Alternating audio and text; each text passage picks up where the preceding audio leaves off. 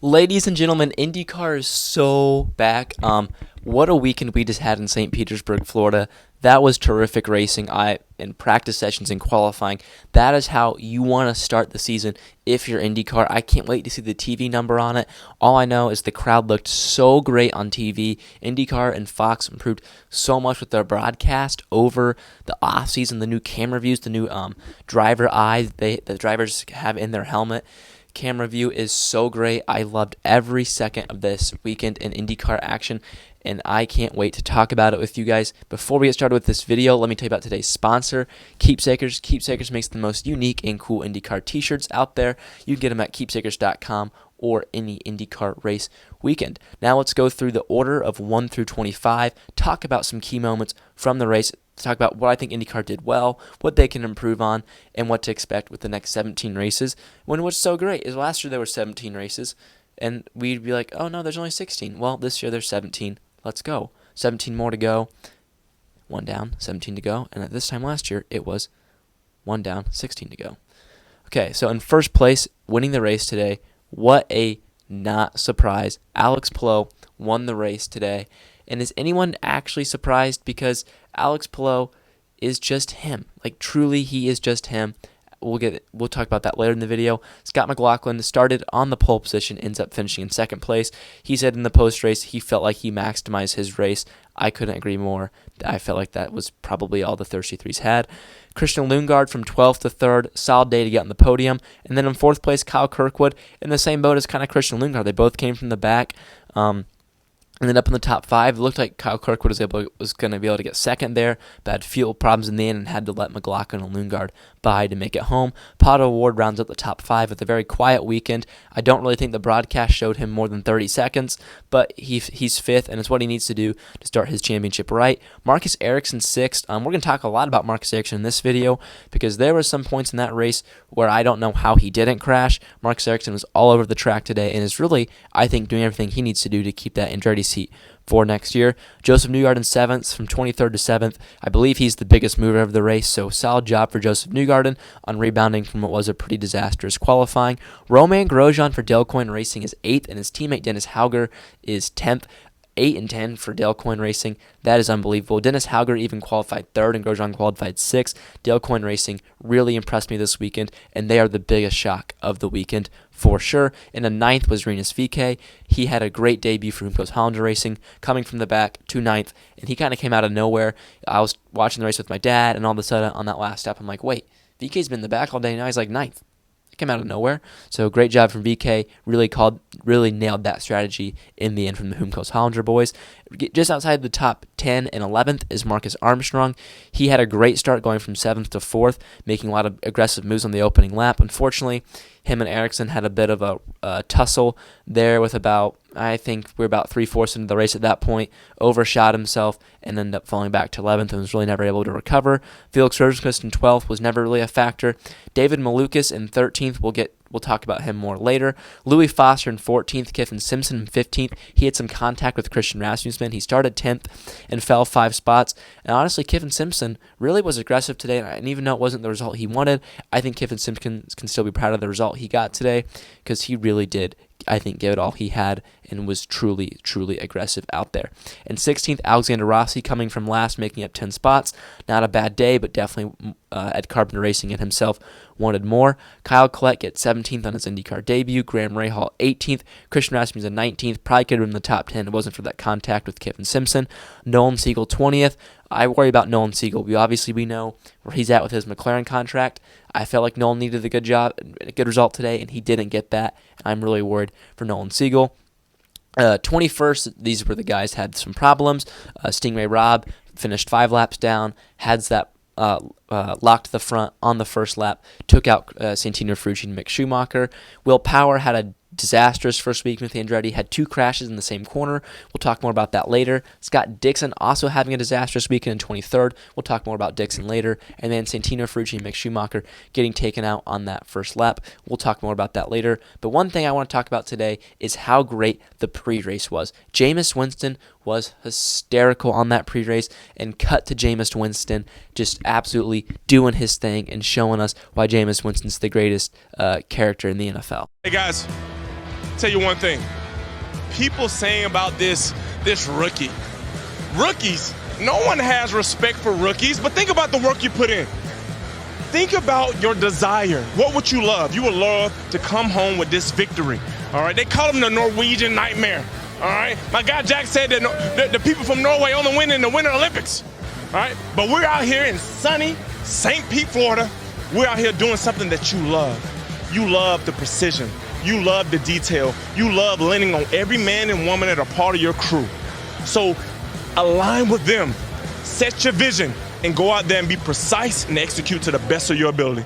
Dennis on 3. 1, 2, 3. Dennis! Come on. So I personally really love what the IndyCar, about said I personally love what the NFL did. Nope. I personally love what IndyCar did, bringing NFL quarterback Jameis Winston to the IndyCar race today. I'm sure he was paid to be there or asked to be there, but who cares? I mean, he brought so much to that pre-race and that broadcast. What he did with Dennis Hauger was hilarious. I love that. We need more of Jameis Winston in IndyCar in 2026.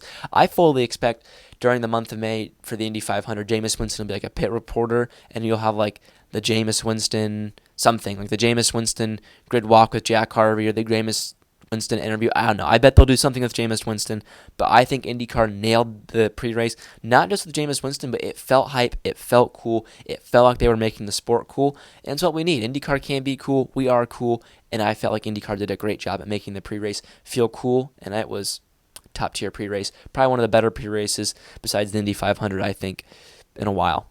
And then we have to talk about the Lap 1 crash. Obviously, Stingray Robb locked up, and Santino Ferrucci also did lock up a bit. Mick Schumacher is a complete innocent bystander, but it did end the day for Santino Ferrucci and Mick Schumacher.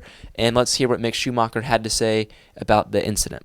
It's racing, right? So it's very unfortunate. I think as a team, we really needed that race to like kind of get everything sorted and not have doubts going into the next event. But hey, we've got 16 or 17 more races to go. It's just the first one. It's just the start of it, and I'm very excited for the rest of the season. So obviously, I think Mick Schumacher handled that pretty well, about as well as you could do, handling it on your IndyCar debut. As I said, he did nothing wrong, handled it like a champ. He's got his head down, 17 races to go.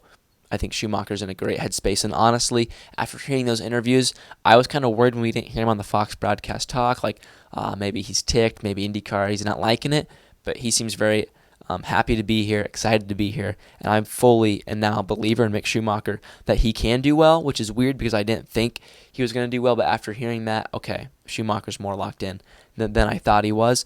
Now we got to talk about the two big movers over this offseason, David Malukas and Will Power. Neither one of them had great weekends. As I said, Will Power crashed twice in practice. Crashed once in practice, once in the race in the exact same spots. He crashed twice this weekend. Very disappointing for Will Power. I know he wanted more, was only able to get a 22nd place finish, but it's just going to take time. You know, Will Power, he's never driven a Honda. He hasn't driven a Honda engine in a while. He's been at Penske for almost 2 decades. Like, it's just going to take time for him to adapt to the new team and new equipment that's been presented to him. So it's just going to take Will Power some time. And David Malukas, honestly, qualifying P5, I think David Malukas did a really good job. Had that big lockup, that flat spot of the tire, which that's not the tire that exploded. Just had an unfortunate incident with David Malukas and his tire exploding. He still was able to recover to 13th. I think it was a solid drive for Lil Dave, but I think he'll be in the top 5 competing for the win next weekend in Phoenix, and I can't wait to see what he can do in a car on an oval. Really excited to see what David Malukas can do. The future is bright for David Malukas. And then the pit stops were crazy. Like, Marcus Ericsson today in the pits was probably the best part of that race, even hitting the wall at one point. Yes, like, that was crazy. Absolutely loved to see Marcus Ericsson going for it with Scott McLaughlin and Marcus Armstrong. It was great. They were going all over the place, and that's what you want to see in IndyCar. It's why you tune in IndyCar for crazy, crazy races. And yeah, that was probably the highlight of the weekend for me.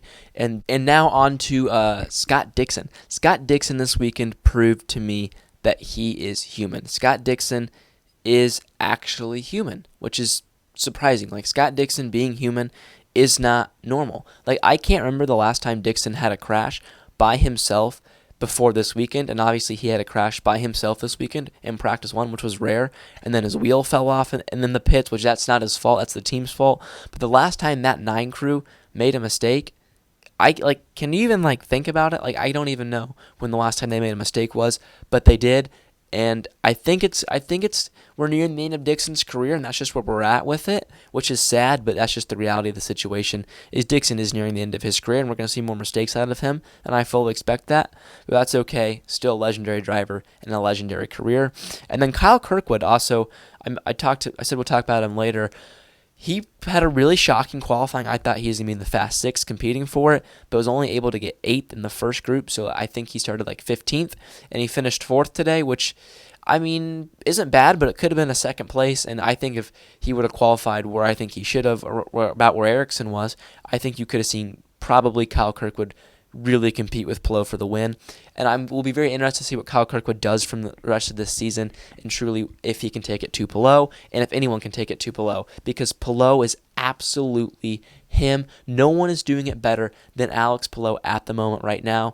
The question heading into this season is, can anyone beat Alex Palou? No one beat him in St. Pete. Is this guy beatable? I don't know. Honestly, I really don't know. I want the championship fight to be close. Hopefully Phoenix delivers and Alex Palou does not win, but we will have to see. You can't hate the guy. Alex Palou is super nice. I like watching him win, but for the sake of the sport, I want a championship battle. Come on, guys, let's step it up and take it to Alex Palou. But with that being said, I hope you guys enjoyed the St. Pete. I can't wait to see what the TV number is. Hopefully, it's really big. And with that being said, see ya.